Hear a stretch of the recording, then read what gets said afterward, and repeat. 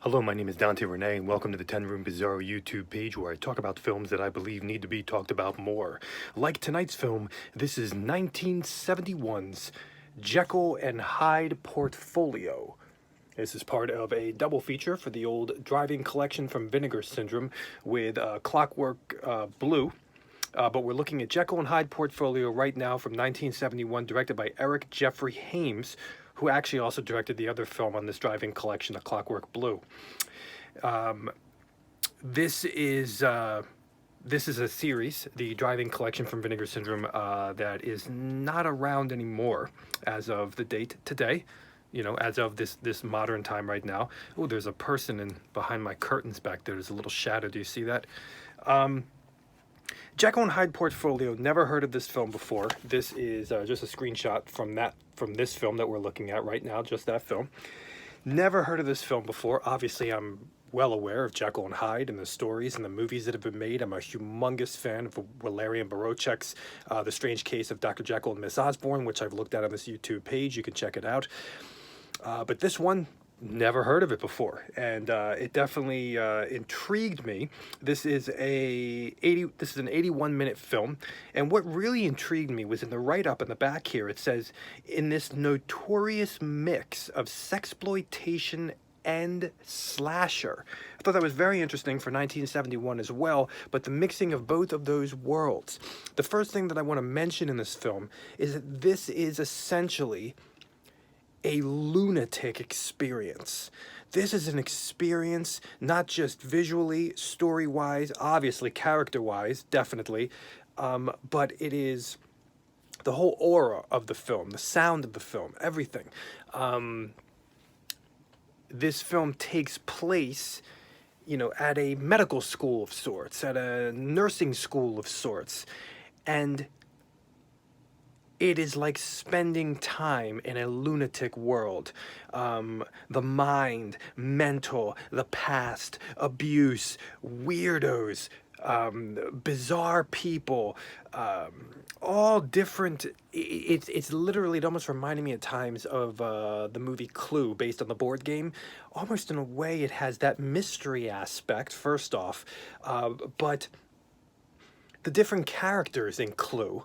We have different characters in this film as well. You know, we have detectives, police officer, I believe, but we also have the leader of the institution, and we have the teachers of the institution, and everybody's off. Everybody's a little weird. Even the leader has a twitch when he's like listening to someone. It's so bizarre.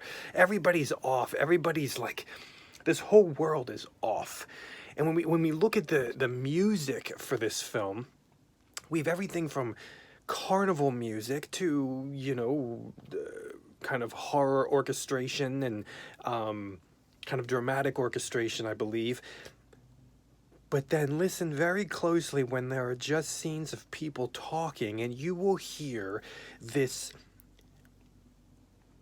atmospheric sound aura of insanity, oppressive insanity, sound design, weird sounds that are just happening. Turn the volume up when you watch this movie.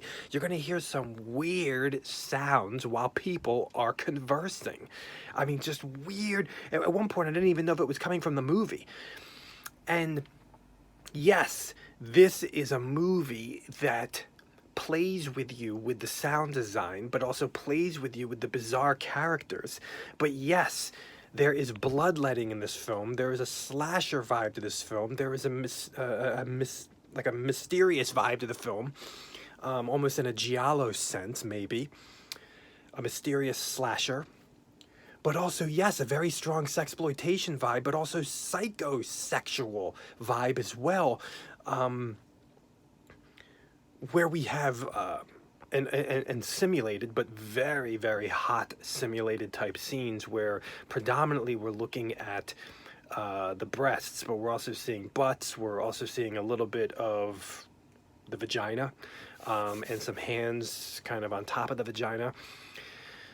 But my gosh, are these like hot simulated sex scenes? I mean, mostly lesbian, but also we have guy-girl, but definitely some bizarre things happening with teacher to student, and, you know, kind of professor to student, and it brings in that whole sexual world of, you know, the superior to a vulnerable young girl.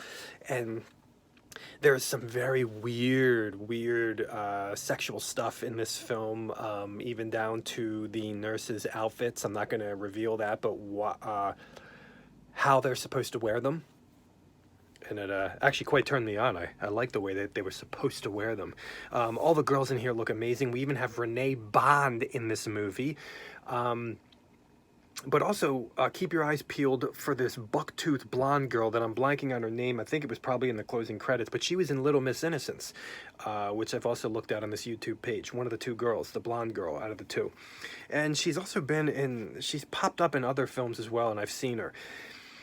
The Jekyll and Hyde portfolio has twists, it has turns, it has mystery, it has secrets, it has plenty of characters, it has dark corridors, atmosphere, torture, blood, decapitations, murders during sex scenes. As I mentioned, just some really kind of hot and saucy, wild sex scenes in here. Hot and saucy pizza girls. No, I looked at that on this YouTube page as well, also from Vinegar Syndrome, but just really wild stuff. This is the type of movie that you can watch during Halloween time and also get a dose of erotica as well. It has a very strong atmospheric sense of a spooky movie, of a creepy movie, of a weird movie, of a bizarre movie, of a carnival funhouse type of ride as well. We also have, for the squeamish, real frog autopsies in the movie, and a real chicken getting its head cut off. I mean, there's some really bizarre stuff with, like, real animals. I actually was cringing with the frog stuff and the beating heart and everything. It was some pretty crazy stuff, stuff that you would see in your science class, but a little bit more deranged.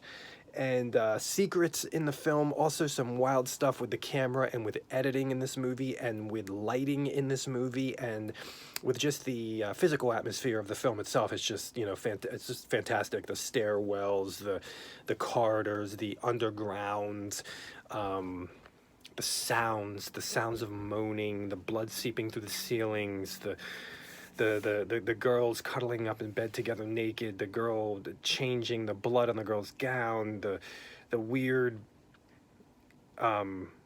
cook. I mean, in a lot of ways, it did remind me of a crazy Clue in a lot of regards. There's really not much like this film, definitely. It's a very... it has everything that you would want for a haunted house experience for adults. And with a... kind of a twist. I'd say it's not what you're expecting with Jekyll and Hyde story world at all. Different, very different. It's also a film of symbolism. I don't mean that in a metaphorical way, maybe. I mean literally symbols. It's a film of symbols, and things are done in the storyline in a very tawdry, sexual type of way, which would make it sexploitation as well. This is going to, this is going to appeal to horror fans and to sexploitation fans, and it's going to kind of bring those worlds together.